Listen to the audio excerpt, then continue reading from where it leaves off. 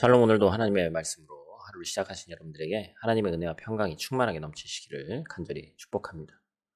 오늘 말씀에 하나님께서 이스라엘 백성을 부르시는데 계속해서 애굽 왕 바로가 막아서는 모습을 우리가 보게 됩니다. 하나님께서 그래서 온 애굽 땅에 개구리 재앙을 내리셨죠. 우리가 하나님의 일에 순종해서 하나님의 일을 할 때 반대자가 있습니까? 하나님께서 친히 다스리시는 거예요. 또한 우리가 혹여 하나님의 뜻을 모르고 하나님의 일을 반대할 때가 있습니다. 그런 일이 없을 수 있도록 우리가 항상 깨어 있어야 된다는 것이죠. 하나님의 일을 반대한 애굽 왕 바로가 개구리 재앙을 경험하게 되는 것이 나오는데, 이 말씀을 통해서 오늘 크게 두 가지 한번 살펴보도록 하겠습니다. 첫 번째로 기억해야 될 것은 하나님 이외의 모든 우상은 무력하다라는 것입니다.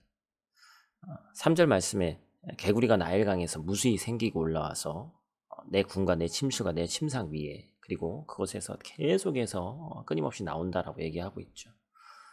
집안 모든 곳에 개구리가 가득가득하고 쉬지 않고 울어대니 이 애굽 사람들의 고통이 이루 말할 수가 없었습니다. 개구리가 고통의 이유가 됐죠. 그러나 이 일 이전까지 애굽 사람들은 우리가 이제 성경 배경을 잘 이제 많이 또 아시는 분들이 있어서 알겠지만, 개구리는 신성시됐었죠. 애굽 사람들은 이 나일강을 중심으로 삶의 터전을 마련했습니다. 나일강은 그들에게 풍부한 혜택을 주었고 덕분에 큰 문명을 이룰 수 있었죠. 그래서 나일강은 매해 6월에서 10월 사이에 크게 범람을 했는데, 그래서 12월경에는 범람한 물이 빠져서 이 새롭게 비옥한 토지가 형성이 됐습니다. 이 비옥한 토지에 처음 등장하는 것이 바로 개구리죠. 개구리가 올라오는 땅, 이 땅은 아주 기름진 땅이고 좋은 결실을 가져다 주기 때문에 개구리는 풍요와 번영의 상징으로, 그리고 우상으로 섬겼습니다. 그런데 이 풍요와 번영을 가져다주는 신으로 섬겼던 개구리가 지금은 어떻게 된 거예요? 침실과 침상과 모든 식기에 가득하고 쉬지 않고 울어대니까 아주 끔찍하고 흉측하게 그지없습니다. 그래서 13절, 14절에 보니까 막 하도 많고 막 죽었고, 그래서 악취가 나고 너무나도 참 끔찍한 일이 벌어진 것이죠. 그토록 신성시했던 개구리였는데 결국엔 악취로 가득한 것이에요. 이것이 바로 우상의 실체라는 것이죠. 그 해에 나일 강변에 개구리가 많이 올라오면 더 풍요롭고 더 번영하고 행복해야 되는 거예요. 그런데 개구리가 많이 올라오면 기쁘고 적게 올라오면 큰일이다 한숨 쉬어야 되는 건데 무슨 일이 벌어졌습니까?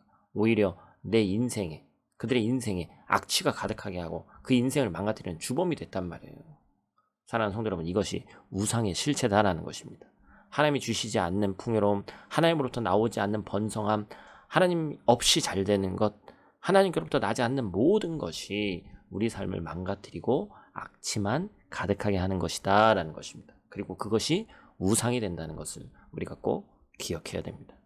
우리가 두 번째로 기억해야 될 것은 문제를 해결하시는 분은 오직 하나님 한 분이시다 라는 사실입니다.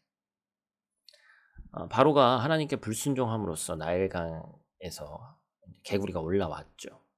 이 기적을 애굽의 술사들도 따라했습니다. 그래서 6절 7절 말씀 이하에 보니까 따라한 장면들이 나오죠. 마치 오늘날 이 공중권세 잡은 악한 영이, 사탄이 하나님 없는 세상에 더 큰 즐거움과 기쁨이 있다, 이렇게 유혹하는 것과 같죠.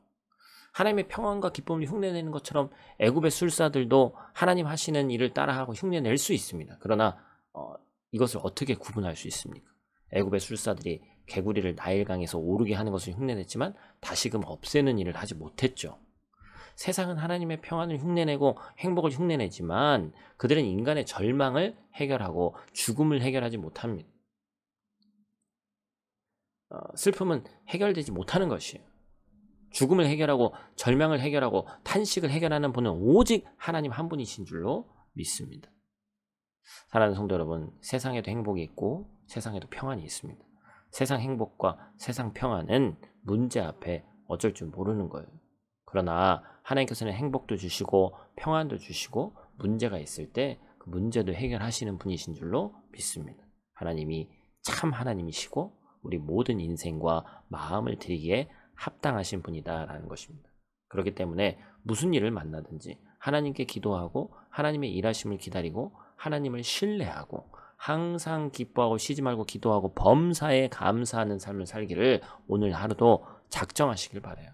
그래서 여호와 하나님 같은 이가 없는 줄을 깨닫는 복된 오늘의 삶이 되기를 간절히 축복합니다. 오늘 하루도 주어진 말씀 붙잡고 승리하시는 저 여러분 되시기를 간절히 축복합니다. 기도하겠습니다. 모든 문제의 해결자 되시는 아버지 하나님 감사와 찬양을 드립니다. 우리 하나님 앞에서 모든 문제는 물론이고 죽음까지도 힘을 잃는 줄 믿습니다.